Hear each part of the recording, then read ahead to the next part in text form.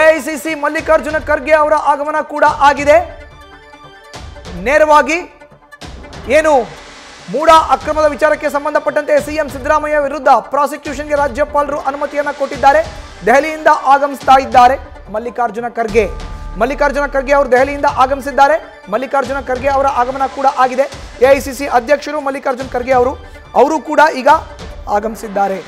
ದೆಹಲಿಯಿಂದ ಮಲ್ಲಿಕಾರ್ಜುನ ಖರ್ಗೆ ಅವರು ಆಗಮಿಸಿದ್ದಾರೆ. ಅವರು ಕೂಡ ಈಗ ಸಿಎಂ ಭೇಟಿಗೆ ಬಂದಿದ್ದಾರೆ ಅನ್ನೋ ಒಂದು ಮಾಹಿತಿ ಸಿಗ್ತಾ ಇದೆ. ಹೆಚ್ಚಿನ ಮಾಹಿತಿ ನೀಡ್ತಾರೆ ನಮ್ಮ ಪ್ರತಿನಿಧಿ ಹರೀಶ್. ಸಿಎಂ ಸರ್ಕಾರಿ ನಿವಾಸ ಕಾವೇರಿ ಮುಂಭಾಗದಿಂದ ನೇರ ಸಂಪರ್ಕಕ್ಕೆ ಜಾಯಿನ್ ಆಗಿದ್ದಾರೆ. ಹರೀಶ್, ಈಗಾಗಲೇ ಕೆಪಿಸಿಸಿ ಅಧ್ಯಕ್ಷ ಡಿಸಿಎಂ ಡಿಕೆ ಶಿವಕುಮಾರ್ ಆಗಮನ ಆಗಿತ್ತು. ಸಚಿವ ಸಂಪುಟದ ಹಲವು ಸಹೋದ್ಯೋಗಿಗಳು ಕೂಡ ಆಗಮಿಸಿದ್ರು. ಆದರೆ ಈಗ ದೆಹಲಿಯಿಂದ ಬಂದಿರುವಂತಹ ಮಲ್ಲಿಕಾರ್ಜುನ ಖರ್ಗೆ ಅವರ ಆಗಮನ ಕೂಡ ಆಗಿದೆ ಅನ್ನೋ ಒಂದು ಮಾಹಿತಿ ಲಭ್ಯ ಆಗ್ತಾ ಇದೆ. ಹರೀಶ್, ಮಲ್ಲಿಕಾರ್ಜುನ ಖರ್ಗೆ ಅವರ ಆಗಮನ ಆಗಿದೆಯಾ? ಏನೆಲ್ಲ ಚರ್ಚೆ ಆಗ್ತಾ ಇದೆ ಈಗ?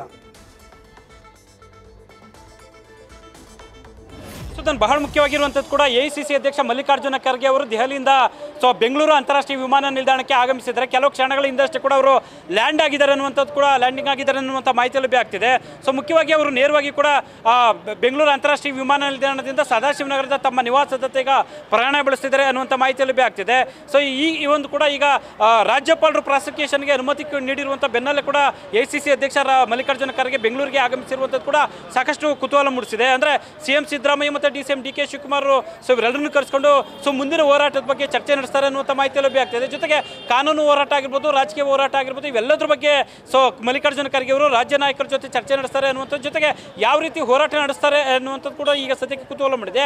ಆದರೆ ಒಂದು ಸ್ಪಷ್ಟ ಆಗ್ತಿದೆ, ಮಲ್ಲಿಕಾರ್ಜುನ ಖರ್ಗೆ ಅವರು ಈ ಎಲ್ಲ ಬೆಳವಣಿಗೆಗಳಿಗೆ ಸಂಬಂಧಪಟ್ಟಂಗೆ ಕೂಡ ಖುದ್ದು ಇಲ್ಲೇ ನಿಂತು ಅವರು ಎಲ್ಲವನ್ನು ನೋಡಿಕೊಳ್ಳುವಂಥ ಸಾಧ್ಯತೆ ದಟ್ಟವಾಗಿದ್ದಂತ ಕಾಣಿಸ್ತಾ ಇದೆ. ಯಾಕಂದರೆ ಎಐಸಿಸಿ ನಾಯಕರು, ಅದರಲ್ಲೂ ಕೂಡ ಕಾಂಗ್ರೆಸ್ ಅಧಿನಾಯಕ ಆಗಿರ್ಬೋದು ಮತ್ತು ಎಐಸಿಸಿ ಮಾಜಿ ಅಧ್ಯಕ್ಷ ರಾಹುಲ್ ಗಾಂಧಿ ಆಗಿರ್ಬೋದು, ಇವರೆಲ್ಲರೂ ಕೂಡ ನೇರವಾಗಿ ಕೂಡ ಸಿಎಂ ಸಿದ್ದರಾಮಯ್ಯ ಅವರು ಬೆನ್ನಿಗೆ ನಿಲ್ಲುವಂಥ ಪ್ರಯತ್ನ ಮಾಡಿದ್ದಾರೆ. ಹಾಗಾಗಿ ಮಲ್ಲಿಕಾರ್ಜುನ ಖರ್ಗೆ ಅವರು ರಾಜಕೀಯ ಆಗಮಿಸಿರುವಂಥ ಹಿನ್ನೆಲೆಯಲ್ಲಿ ಎಲ್ಲರೂ ಕೂಡ ಒಟ್ಟಾಗಿ ಹೋರಾಟ ನಡೆಸುವಂಥದ್ದು, ರಾಜ್ಯವ್ಯಾಪಿ ಪ್ರತಿಭಟನೆ ನಡೆಸುವಂಥ ವಿಚಾರಕ್ಕೆ ಸಂಬಂಧಪಟ್ಟಂಗೆ ಆಗಿರ್ಬೋದು ಮತ್ತು ಕಾನೂನು ಹೋರಾಟ ಆಗಿರ್ಬೋದು, ಬೇರೆ ಬೇರೆ ವಿದ್ಯಮಾನಗಳಿಗೆ ಸಂಬಂಧಪಟ್ಟಂಗೆ ಎಲ್ಲವನ್ನೂ ಕೂಡ ಮಲ್ಲಿಕಾರ್ಜುನ ಖರ್ಗೆ ಅವರು ಸಮಗ್ರವಾದಂಥ ಮಾಹಿತಿಗಳನ್ನ ತಗೊಳ್ತಾರೆ. ಕ್ಷಣಕ್ಕೆ ಕೂಡ ಅಲ್ಲಿ ಏನು ಮಾಡಬೇಕು ಅನ್ನುವಂಥ ನಿರ್ದೇಶನವನ್ನು ಕೂಡ ಸಹಜವಾಗಿ ಕೊಡ್ತಾರೆ ಅನ್ನುವಂಥ ಮಾಹಿತಿಗಳು ಕೂಡ ಈಗ ಲಭ್ಯ ಆಗ್ತಾ ಇರುವಂಥದ್ದು. ಮಧುಸೂದನ್, ಧನ್ಯವಾದ ಹರೀಶ್ ನಿಮ್ಮ ಮಾಹಿತಿಗೆ. ನ್ಯೂಸ್ ಫಸ್ಟ್ ನಿರ್ಭೀತಿಯಿಂದ ನಿಮ್ಮ ಪರವಾಗಿ.